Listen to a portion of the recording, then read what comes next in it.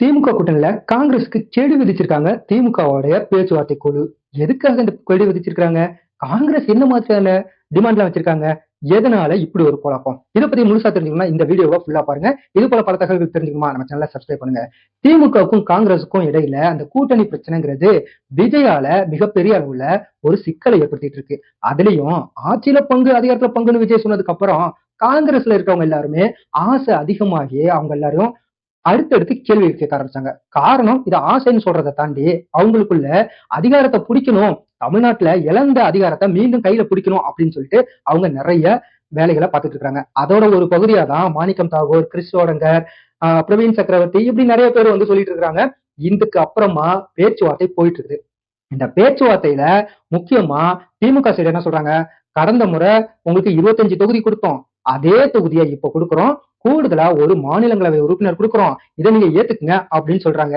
ஆனா காங்கிரஸ் என்ன சொல்றாங்க? 35 சீட்டுக்கு குறைவா எங்களுக்கு வேணாம், அதிகபட்சம் எங்களுக்கு 28 சீட்டாவது வேணும், அதாவது குறைஞ்சபட்சம் எங்களுக்கு 28 சீட்டாவது வேணும் அப்படின்னு ஒரு டிமாண்ட் வைக்கிறாங்க.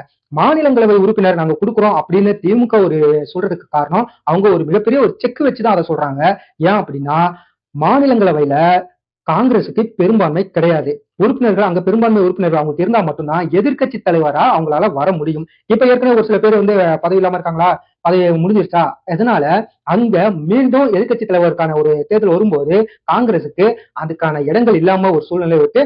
அதனால உங்களுக்கு ஒரு எம்பி பதவியை நான் தரேன், மாநிலங்களவை எம்பி பதவியை அதை வச்சுக்கோங்க, சீட்டு எம்எல்ஏ சீட்டு நாங்க கொடுக்கறத மட்டும் நீங்க எடுத்துக்கங்க அப்படின்னு அவங்க ஒரு டிமாண்ட் வைக்கிறாங்க.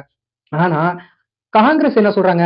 எங்களுக்கு ஆப்ஷன் ஒண்ணு இருக்கு, திமுக இல்ல அப்படின்னா தாவேக்கா இருக்கு, அவங்க ஆட்சியிலும் பங்கு அதிகாரத்தையும் பங்குன்னு சொல்லிட்டு இருக்காங்க.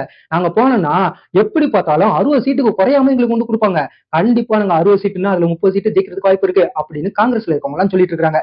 இதனாலதான் அவங்க 35 சீட்டுக்கு குறையாம எங்களுக்கு வேணும் அப்படின்னு சொல்லிட்டு திமுகவுக்கு கெடு விதிச்சிட்டு இருக்காங்க. அவங்க ஒரு டிமாண்ட் வச்சுட்டு இருக்காங்க. அதுக்கு திமுக அதெல்லாம் முடியாது, ஏற்கனவே எங்க சைடு நிறைய கூட்டணி எல்லாம் வந்துட்டாங்க, தேமுதிக வந்துருச்சு, ஓபிஎஸ் வந்திருக்காரு, இன்னும் நிறைய அதிமுகவில் இருந்த கூட்டணி கட்சிகள் எல்லாம் சின்ன சின்ன கட்சிகள் எல்லாமே வந்துட்டாங்க. அதனால அவங்க எல்லாத்துக்கும் நாங்க நிறைய கொடுக்க வேண்டி இருக்கு. ஏற்கனவே கூட்டணி கட்சியில இருக்கவங்க எல்லாத்தையும் நீங்க விட்டு கொடுங்கன்னு நாங்க சொல்லிட்டு இருக்கோம், இப்போ நீங்களும் கொஞ்சம் விட்டு கொடுத்தாதான் அவங்களுக்கு எங்களால தர முடியும் அப்படின்னு திமுக சொல்லிட்டு இருக்காங்க. அது இல்லாம கூடுதலா இன்னொன்னு சொல்லிட்டு இருக்காங்க, இந்த நிபந்தனைகளை நீங்க ஏத்துக்கிட்டா, நாங்க கொடுக்குற சீட்டை ஏத்துக்கிட்டா கூட்டணியில இருக்கலாம், இல்லைன்னா நீங்க வெளில போறதுக்கு அது உங்க விருப்பம் அப்படிங்கிற மாதிரியான கருத்துக்களை சொல்லியிருக்காங்க. அதுக்காகத்தான் இந்த கெடு விதிச்சிருக்காங்க, இதை நீங்க வந்து ஏத்துக்கணும் அப்படின்னு சொல்லிட்டு. கூடவே இன்னொன்னு சொல்லிட்டு இருக்காங்க, ராகுல் காந்தி கூட ஒரே ஒரு போன் கால் பேசினா எல்லாமே முடிஞ்சிடும் அப்படின்னு சொல்லி சொல்றாங்க. ஆனா ராகுல் காந்தி தான் நேரடியாவே விஜய் கூட போறதுக்கு தயாரா இருக்காரு அப்படின்னு சொல்லிட்டு தாவேக்காவுல இருக்கவங்க எல்லாம் சொல்லிட்டு இருக்காங்க.